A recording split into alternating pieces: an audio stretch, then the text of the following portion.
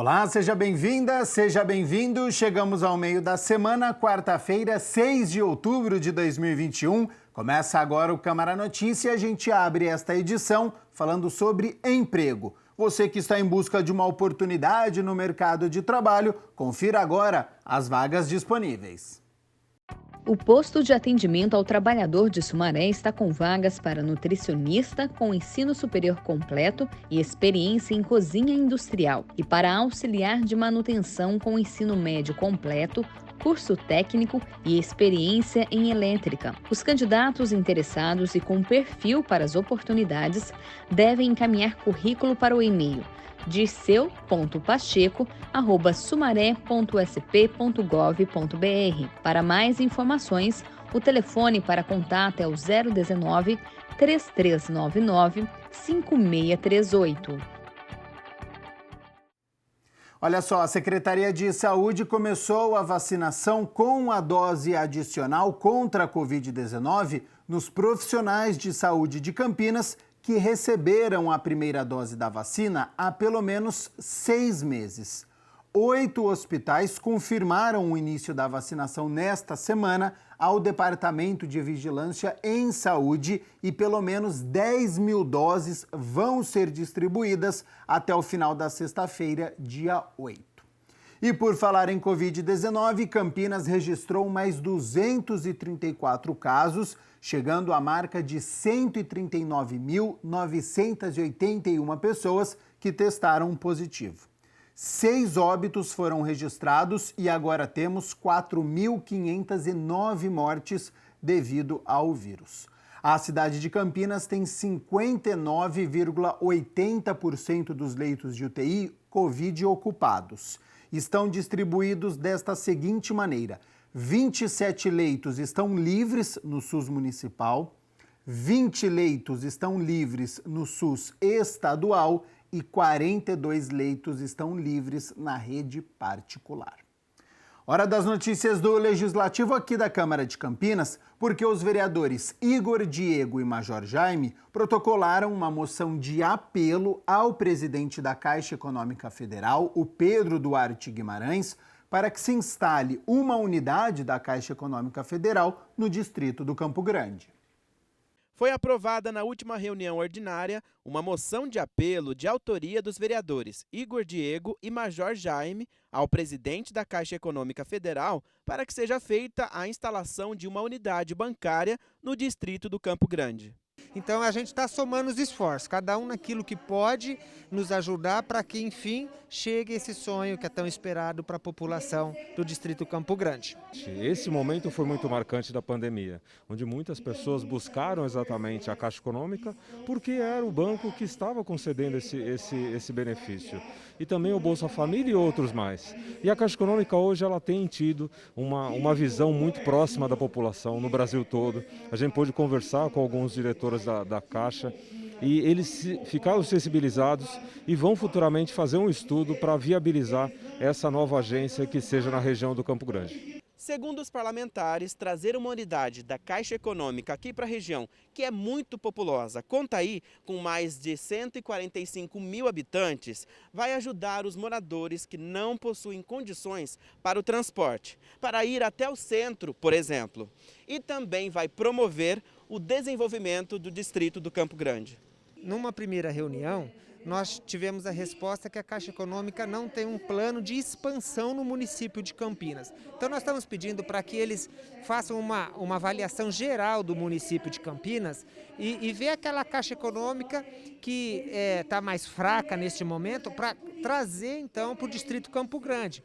A região do Campo Grande tem uma área territorial de 65 quilômetros quadrados e está localizada na região noroeste de Campinas. Eu e o Igor, além de fazer o documento, nós estamos em contato com Brasília, com algumas autoridades para que a gente consiga viabilizar. A vereadora Guida Calisto protocolou um requerimento direcionado à Prefeitura com questionamentos sobre os kits de livros entregues à rede municipal de ensino. Acompanhe. O requerimento de autoria da vereadora Guida Calixto afirma que, recentemente, chegou às escolas da Rede Municipal de Ensino de Campinas um kit de livros infantis de literatura, o que resultou em questionamentos por parte da comunidade educacional. Ela pergunta qual o valor dos kits dos livros por sala de aula do município. A gente recebeu uma denúncia que o valor do kit por sala de aula era um valor muito alto, em torno de 17 mil. Foi esse mais ou menos a denúncia. Então a gente quer, de fato, quer confirmar. Isso é verdade? Isso é mentira? Enfim, a melhor forma que se tem é receber uma informação oficial da secretaria. Um dos questionamentos da vereadora à Prefeitura de Campinas é quanto à acessibilidade desses kits para crianças com deficiência visual. Ela cita a Lei Brasileira de Inclusão da Pessoa com Deficiência, instituída em julho de 2015, que assegura que todo material escolar distribuído na rede deve conter livros acessíveis aos estudantes.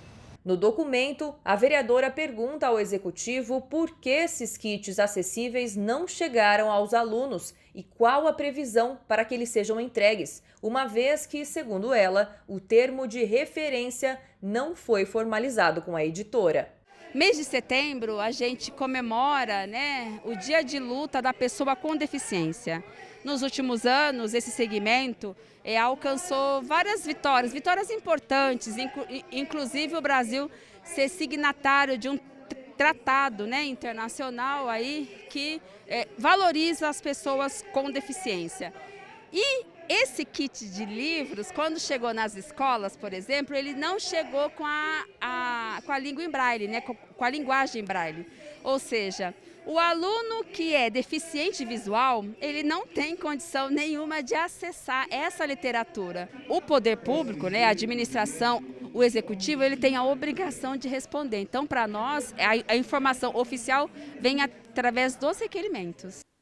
Está em tramitação aqui na Câmara uma matéria sobre a autorização de doação de produtos apreendidos que especifica a instituições filantrópicas e de caridade aqui no município de Campinas. A reportagem é de Michel Amorim. O vereador Marcelo da Farmácia apresentou o projeto de lei número 277 deste ano, que autoriza a doação de produtos recuperados pela Polícia Civil, como brinquedos, roupas, calçados, materiais escolares e artigos esportivos apreendidos em virtude de falsificação ou contrabando, às instituições filantrópicas e de caridade de Campinas.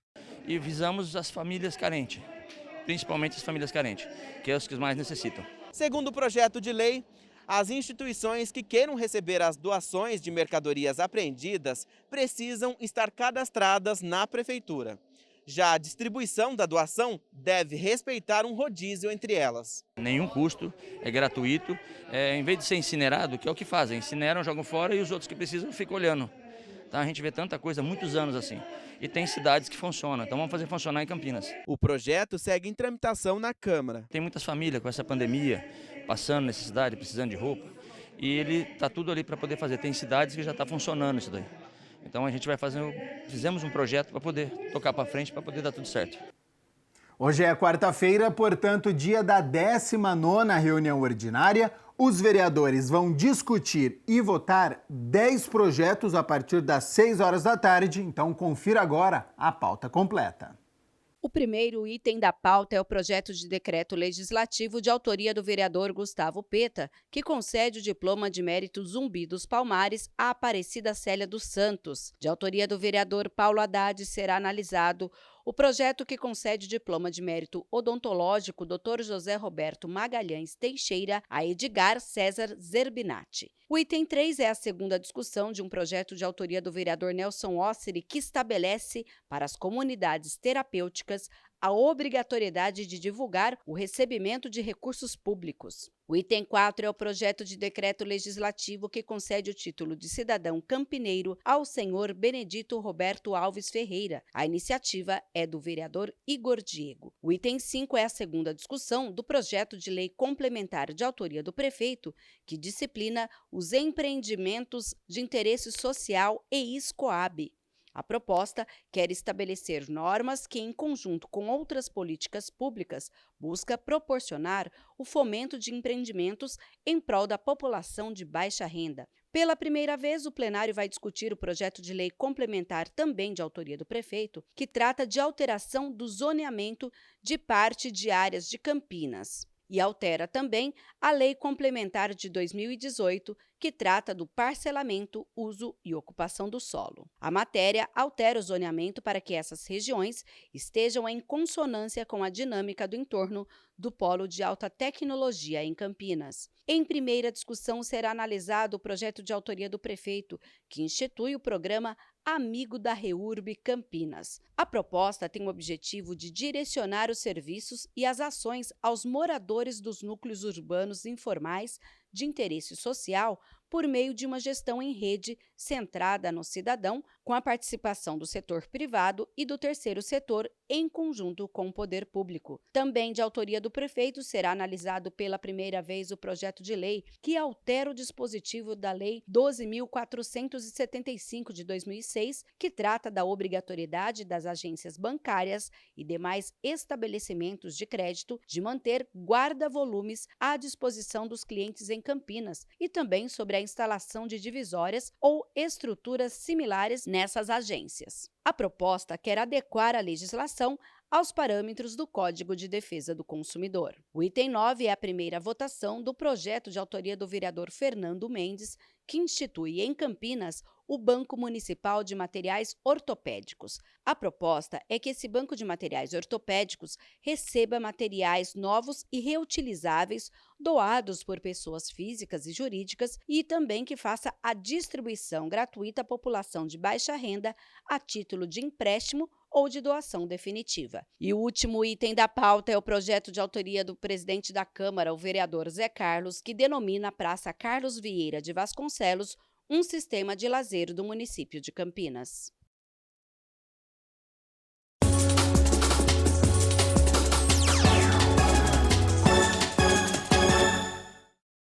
Ontem foi dia de Campeonato Brasileiro da Série B. A Ponte Preta foi até Florianópolis encarar o vice-líder Avaí e a Macaca voltou para casa com 1 ponto na bagagem. A primeira oportunidade surgiu apenas aos 22 minutos. Vinícius Leite recebeu na esquerda e de longe acertou um chutaço, obrigando o goleiro Igor Vinhas a fazer linda defesa. Só que o Avaí continuou a pressão e aos 30 minutos Copete recebeu na direita dentro da área e colocado, acertou um belo chute. Essa o goleiro da Macaca não alcançou. 1-0 Avaí.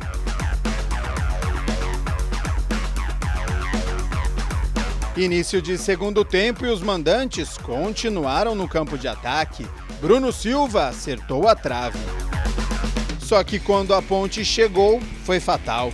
Moisés tocou atrás para Kevin, que cruzou na medida para Leonaldi. O volante, efeito surpresa, cabeceou forte.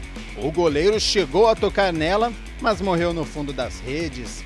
Tudo igual, 1-1.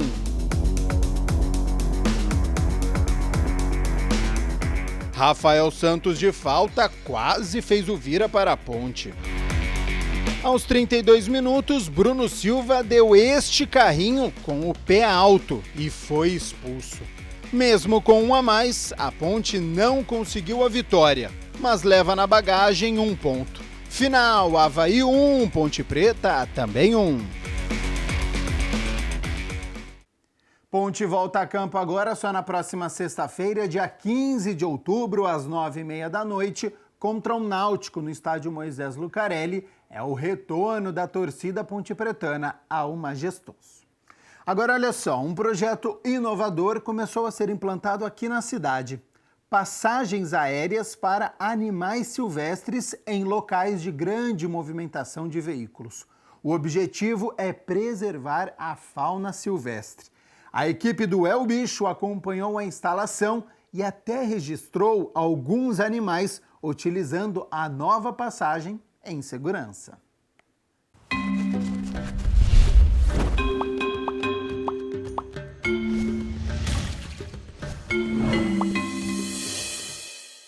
Dá para imaginar que esta estrutura metálica vai salvar vidas?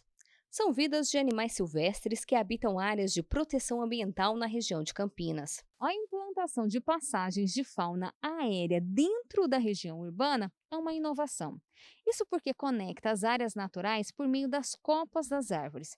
Assim, os animais vão de um lado para o outro sem risco de atropelamento. As passagens são formadas por uma estrutura metálica em treliça, com um vão de 15 metros de largura e 5,5 metros de altura. Na parte de cima é colocado um assoalho de madeira, para que o animal não tenha contato com a estrutura metálica. Por último, um corredor de cipó é criado para facilitar o acesso dos bichos. São as primeiras passagens aéreas de fauna que nós temos aqui na cidade, né? Existem passagens que já foram exigidas pelo licenciamento ambiental, como lá no prolongamento da Avenida Mackenzie, em outras áreas também, mas são passagens subterrâneas. Algumas até previstas de serem feitas pelas concessionárias na região, como por exemplo as 2 passagens que serão feitas lá na estrada de Paulinha, de Campinas para Paulinha, próximo da Mata de Santa Genebra, que tantos problemas tem dado. Então é um movimento, é uma nova visão. A gente precisa reparar danos que foram feitos na época que se construiu as estradas, sem as devidas preocupações aí com a fauna. 3 travessias já foram instaladas na cidade. Uma no distrito de Sousas, outra em Joaquim Egídio, ambas na rodovia José Bonifácio Coutinho Nogueira, e a terceira na Estrada da Ródia, que já está finalizada. Nela, até registramos alguns animais na travessia. Eles ficam de um lado para o outro só observando o movimento dos veículos, que é intenso nestes trechos. Segundo dados da Artesp, no ano passado foram registrados 2.033 acidentes na malha viária da empresa, só na região de Campinas envolvendo animais. Infelizmente é comum, né? E a gente fica muito triste, a população fica muito triste. A gente teve um episódio recente do atropelamento de uma onça lá também em Barão, né?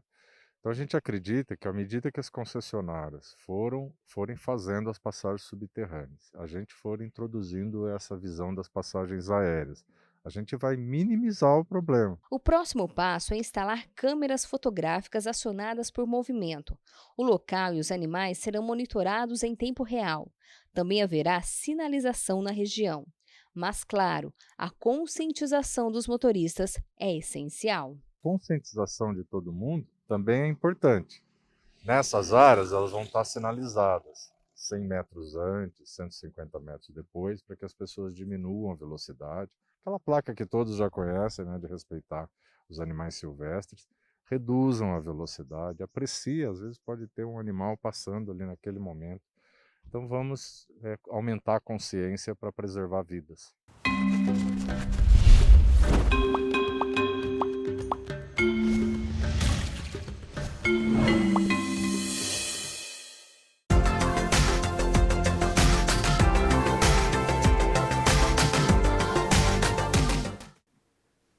Amanhã, quinta-feira, a nebulosidade toma conta da cidade, tempo nublado e chuvoso, que é uma boa notícia, né, para os reservatórios, as represas, já que estamos na crise hídrica e energética. Portanto, amanhã, quinta-feira, saia de casa com seu guarda-chuva ao lado, hein?